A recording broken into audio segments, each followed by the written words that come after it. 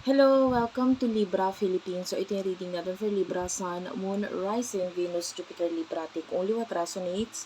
Hindi ito magre-resonate sa lahat, unfortunately. Okay lang yan. May mga next readings pa naman tayo. Kung gusto mo, pwede ka magpa-personal reading kay Jing Tarot Reader or kung sa akin, Madam Space P as in Princess, and then lagyan mo na lang ng space sa dulo para mas ma-search mo yung aming Facebook page. Wait lang guys. Ayan, medyo inayos ko lang yung ilaw. So, yeah, yun yung details kung paano ka makapagpa-reading. Now, let's start your reading. Sana mag-comment ka dyan sa baba. Sobrang na-appreciate ko yung comment ninyo. I love you all, guys. Sobrang, yung iba, no, araw-araw, no, kung mag-comment. So, sobrang tuwan-tuwa ako sa talagang mga daily subscribers dyan. Hello, but if you're new dito sa ating channel, hit na lang ng subscribe button, notification bell.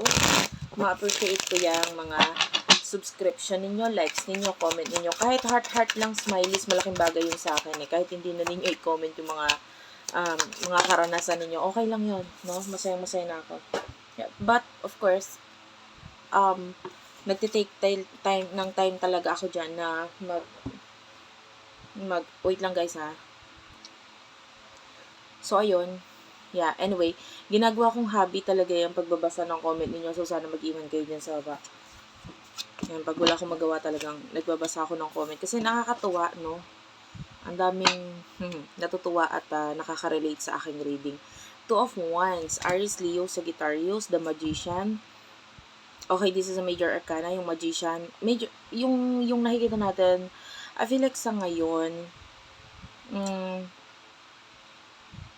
some kind of fight, no? With the Two of Wands ang nangyayari. Or maybe there's boundary regarding someone. Pwedeng naglalagay ka ng boundary sa isang person. Well, I don't know if that is love-related or friends, no? Kasi pwedeng ganun. Pwedeng there's a particular friend, tapos parang nilalagyan mo na ng boundary yung pagkakaibigan ninyo. Parang hanggang dito ka lang, ganyan. Wherein with the Magician, I feel like you feel betrayed or naloko ka or, marami siyang hindi sinabi sa'yo na naging dahilan for you na parang nung malaman mo, tama na, hanggang dito ka na lang. No, you're putting boundary dito sa kaibigan na to or kakonect na ito. And then you do have here the Eight of Wands. You're focusing on your transformation. Yan, yung iba sa inyo, may mga transformation sa sarili mo. Alam mo yun, nagiging mas mature emotionally, spiritually, and yung pananaw mo sa buhay, ang galing mo na ngayon, yung iba sa inyo, bago ka maging ganyan, marami ka rin namang pinagdaanan. Marami din namang nangyari sa buhay mo, parang mag-isip ka ng ganyan, parang maging, sabihin na natin, nag-grow ka talaga as a person. So, nandun yung focus mo, continues on growing, and, yeah. Now, sino itong person na kakonect mo pagdating sa love? For the sign of Libra, person na kakonect ni Libra pagdating sa love. Person na kakonect ni Libra pagdating sa love. Okay. Ten of Pentacles.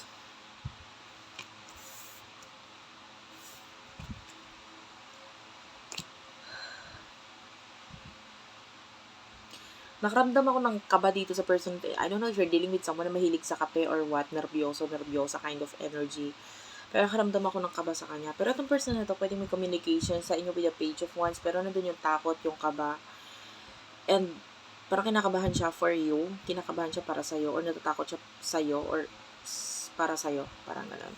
Kung hindi man siya sa'yo mismo natatakot o kinakabahan, pwedeng para sa'yo. Okay, kinakabahan siya para sa'yo. And the Ten of Pentacles, this person is thinking about money in the future, ganyan. So, hindi niya alam sa totoo lang, hindi niya alam kung dapat ba siya mag-expect or what. But, etong person na to, parang gusto niya ng equal give and take. Malayo ang tingin niya dito sa connection na ito. For now, may times na nagmo-move on siya. I don't know why. Pwedeng hindi naman may kinalaman sa'yo or pwedeng may kinalaman din sa'yo. Nagmo-move on siya na may kinalaman sa'yo. Kaya nagigets mo yan. Pero anyway, hindi masyadong malinaw sa part na yon. Mamaya maaaring maging mas malinaw siya. Pero sa'yo, you are interested really dito sa person na to. Interesado ka sa sasabihin niya, sa gagawin niya. Like, there's communication. Kung walang communication sa inyo ng person mo, pwedeng hindi para sa yung reading kasi I can see communication, maybe regarding the future.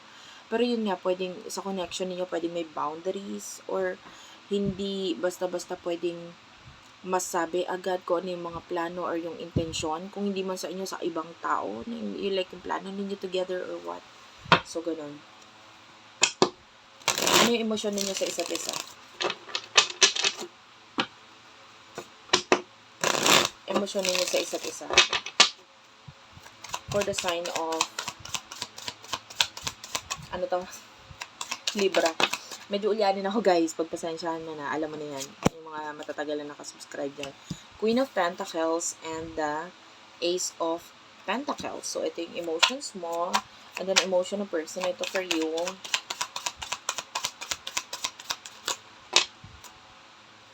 Strength card and the Hanged Man. Dalawang major arcana yon. Clarify natin what's with the Strength card.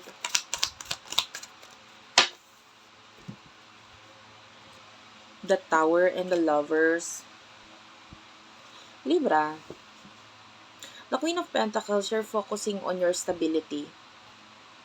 Sarili mo. May mga tao sa I feel like yung iba sa inyo legal matter or mga toxic na bagay.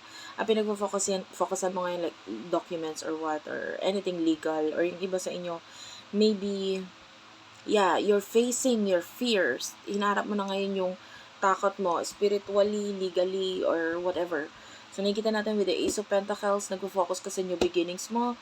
Meron ka mga plano, may direction ka ngayon na alam mo itong gusto mong gawain, ito ang dapat mong gawain.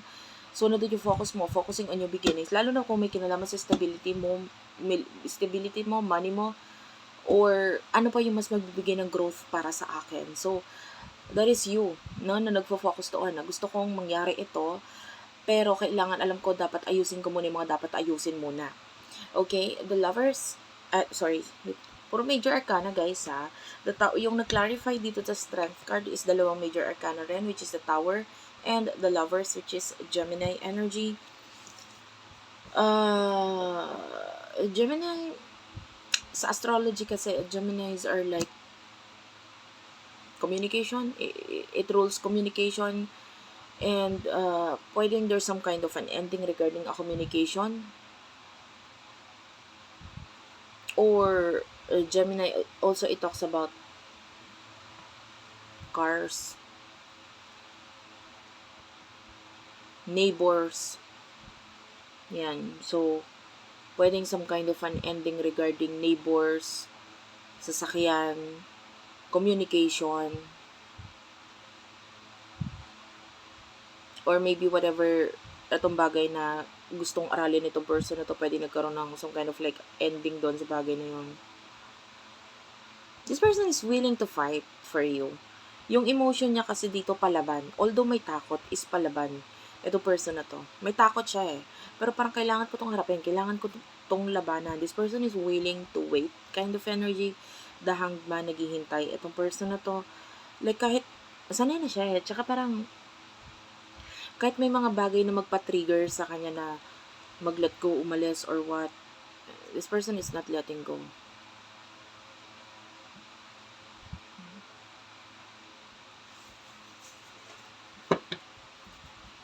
I want to get the mutual energy here. Anong emotion niyo sa isa't isa? Mutual energy. 5 of Pentacles. I feel like both of you really do understand each other. Naiintindihan niyo yung isa't isa sa mga weird na paraan. May mga toxic na tao sa paligid ninyo. Pero hindi ko naman nakikita ito na magiging dahilan para gawin itong changes na ito. Or, kumbaga, inaalaw nyo lang yung change to happen. And then there's toxicity everywhere, toxic people, toxic situation. Pero nakikita natin, hindi kayo nagpapa-apekto or yung mismong connection ninyo, hindi nyo hinahayaan na maapektuhan nito kung ano man itong mga toxic na tao, toxic na sitwasyon, toxic na pangyayari sa buhay ninyo. Okay, nagigets mo yon. And then, what will happen in the near future? Yeah, may pagtutulungan sa inyong dalawa. Ang person nito. So, wait lang guys. Gamit ko kasi is like, laptop table napapansin nyo medyo napapadalas yung reading ko nung mga nakaraan. And it is because mas nag-workout sa akin yung ganitong klaseng reading. Okay? I mean, mas convenient for me. Tsaka okay.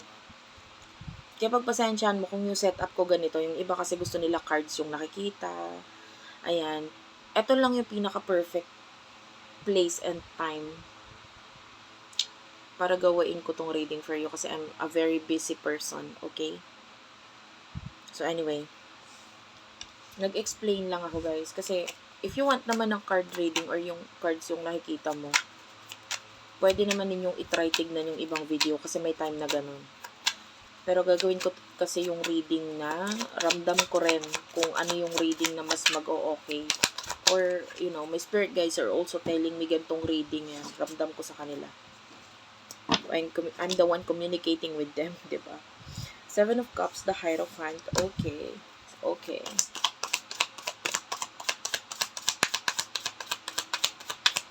In the near future for you, I want to clarify the Three of Swords. Temperance. Okay. Judgment. Wait lang guys ha, inom lang ako. Hello, okay, so nandito na tayo, okay? Sa near future. I mean, I can see, nagpakita na itong Seven of Cups kanina eh. Seven of Cups, this is showing to me as in the near future,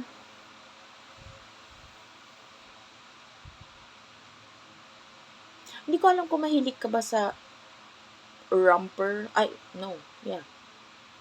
Romper ba ang tawag doon? Or jumper. Yung like, sa pants mo, may, or pants or palda, ano ba?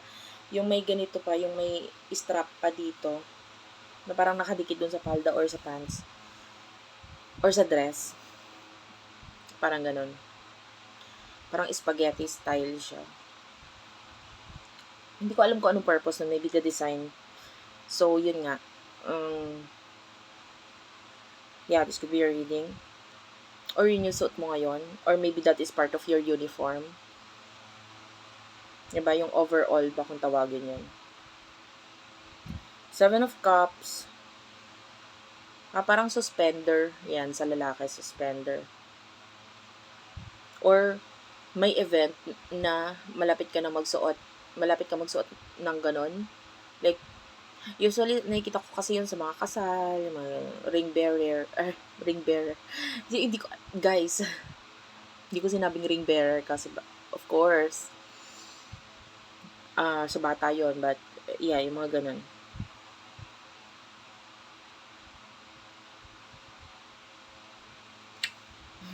Gusto ko i-clarify yung Seven of Cups. May message pa ako nakikita dito. What's with the Seven of Cups? In the near future for Libra. The Moon.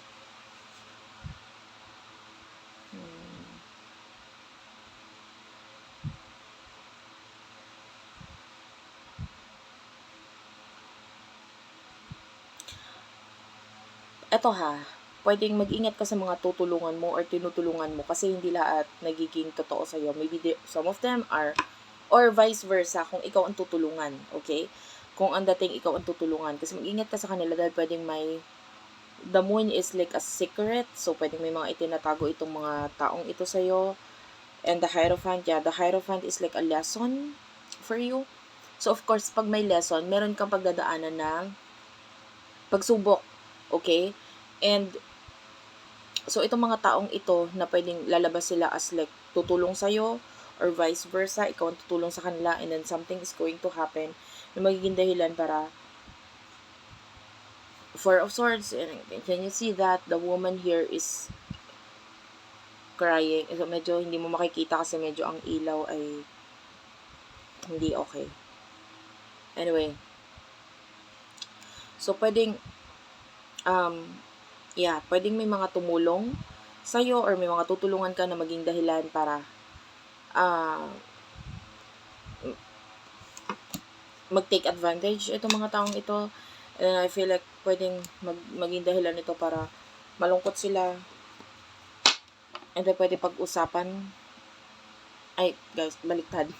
Na malungkot ka na pwedeng pag-usapan ka ng iba because of this. Mag-ingat sa mga tutulungan mo.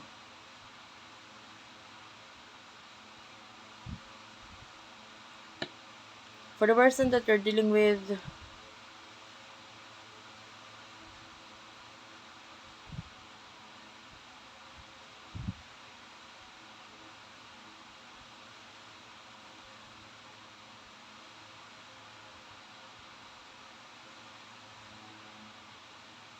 nakita ko dito ng paghahanda. What's with the Judgment? Knight of Cups, the Wheel, malaking pagbabago. I feel like a new beginning is going to happen. Bagong the new beginning, mangyayari siya, pero may mga paghahanda na gagawain muna. And be patient, be patient. Seeing some of you, there could be a third-party situation. Pero, the Knight of Cups,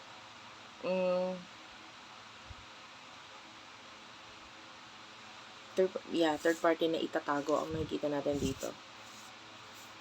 Okay. Yeah, nakakita tayo dito ng like simula or paninimula ng third party situation with you, Libra. 7 of Wands, equal give and take. Yeah, relationship, 2 of Cups, pero 6 of Cups, pwedeng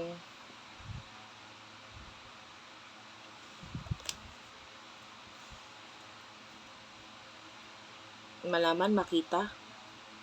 Pero nandun yung this is us. If this is not a karmic connection, this is a soulmate connection. That's weird, diba?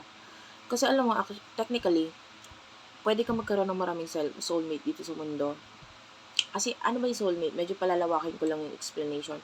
Soulmate, soul tribe, they are the people na parang once in your life, maybe nung mga nakaraang kapanahunan ng nakaraang buhay mo, nakasama mo na sila dito sa mundo. So, yung feeling is like, parang bakit ang bilis kong mahulog ang loob sa kanya or bakit ang bilis kong magtiwala sa taong to kasi meron na kayong past life experience and that is like a soulmate kind of energy, soul tribe. So, parang, ayun yung maaaring maging dahilan kung bakit itong person na to pwedeng something is going to happen here, mabilis ma-fall, mabilis magustuhan. And then, yeah, I can see protected pa rin yung connection, although yung iba, it could be bawal, pero it's protected. And, yun ay dahil, I can say the first connection na involved dito, if this is a third party, yun yung lesson. Ganun talaga yun. Magkakaroon tayo ng lesson dito sa buhay. Pwede magkakaroon ka ng kapartner in your life, maaasawa mo in your life, pero that is the lesson for you na dapat mong matutunan. And then after that, once na natutunan mo na yung lesson na dapat mong matutunan, there's another one coming, which is that is the soulmate. Tapos pwedeng ito, handa ka na para i-meet itong soulmate mo. And I'm saying that this is a third party situation, pero ito yung tamang tao para sa'yo. Okay, thank you for watching. I love you all and bye-bye.